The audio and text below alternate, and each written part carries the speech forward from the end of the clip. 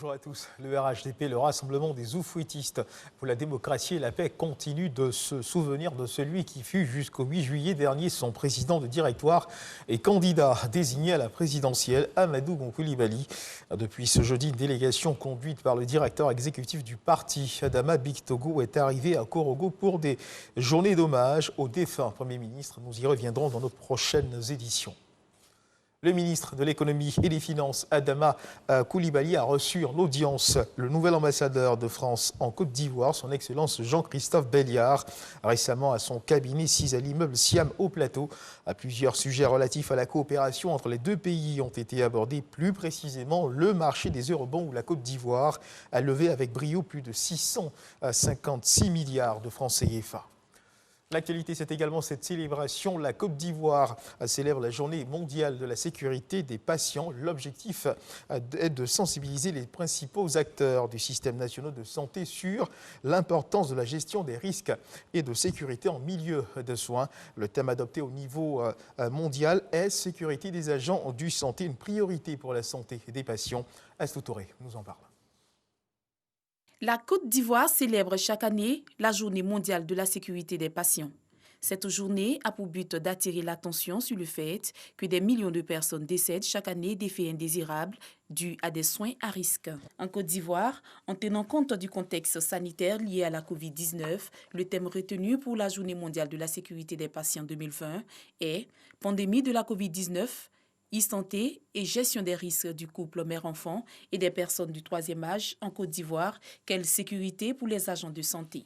Cette célébration, prévue du 15 décembre au 30 mars 2021, vise à promouvoir la sécurité des agents de santé et la gestion des risques dans les établissements de santé à travers les bonnes pratiques de lutte contre les infections associées aux soins, le bon usage des produits de santé et la digitalisation des pratiques de soins dans le contexte de la gestion de la crise sanitaire de la COVID-19. À l'occasion de la deuxième journée mondiale de la sécurité des patients, le ministre de la Santé et de l'Hygiène publique invite tous les personnels d'hôpitaux, des dispensaires et des partenaires à entériner et à mettre en œuvre la charte sur la sécurité des agents de santé lancée par l'OMS. Le ministre de la Santé et de l'Hygiène publique reste engagé à réunir les conditions nécessaires à la sûreté et à la sécurité des soins de santé aux populations. Puis lutte contre la Covid-19 aux États-Unis. Un deuxième vaccin contre la Covid-19 a été recommandé hier jeudi 17 décembre par l'Agence américaine des médicaments. Il s'agit de celui du groupe Moderna. Pour l'Agence fédérale du médicament, le vaccin Moderna contre le nouveau coronavirus peut être utilisé au plus vite. La décision doit être définitivement validée ce vendredi dans la journée.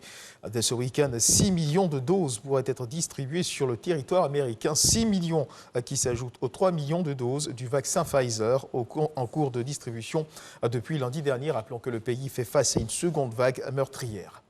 Et puis cette bonne nouvelle au Nigeria, des lycéens capturés le week-end dernier dans leur pensionnat de Kankara au nord-est du pays ont été libérés dans la soirée d'hier jeudi. Cet enlèvement de masse a été revendiqué, rappelons-le, par deux fois par Aboubakar Sheko, chef d'une faction de Boko Haram. D'abord mardi puis jeudi à travers une vidéo dans laquelle apparaissaient plusieurs dizaines d'enfants surveillés par des hommes armés.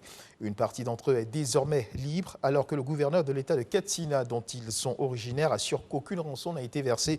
Ce qui reste à confirmer, cette libération est un grand soulagement pour leur famille, a salué le président Mouhamadou Bouhari, cité par l'un de ses porte-parole. Et puis, au Liban, l'enquête sur l'explosion du port de Beyrouth qui a fait le 4 août dernier 200 morts et 6500 blessés a été temporairement suspendue. Deux anciens ministres inculpés ont réclamé le remplacement du procureur Fadi Sawan pour suspicion légitime d'incompétence. Ils accusent le magistrat d'avoir violé la Constitution, estimant que le jugement de ministres et de députés doit d'abord obtenir l'aval du Parlement. La Cour de cassation doit se prononcer dans les 10 jours sur la requête des deux inculpés qui font partie du mouvement chiite Amal, dirigé par le président de la Chambre, Nabi Berri, l'une des personnalités politiques les plus puissantes du pays. Et c'est la fin de ce flash d'information. Je vous retrouve à 13h pour le journal.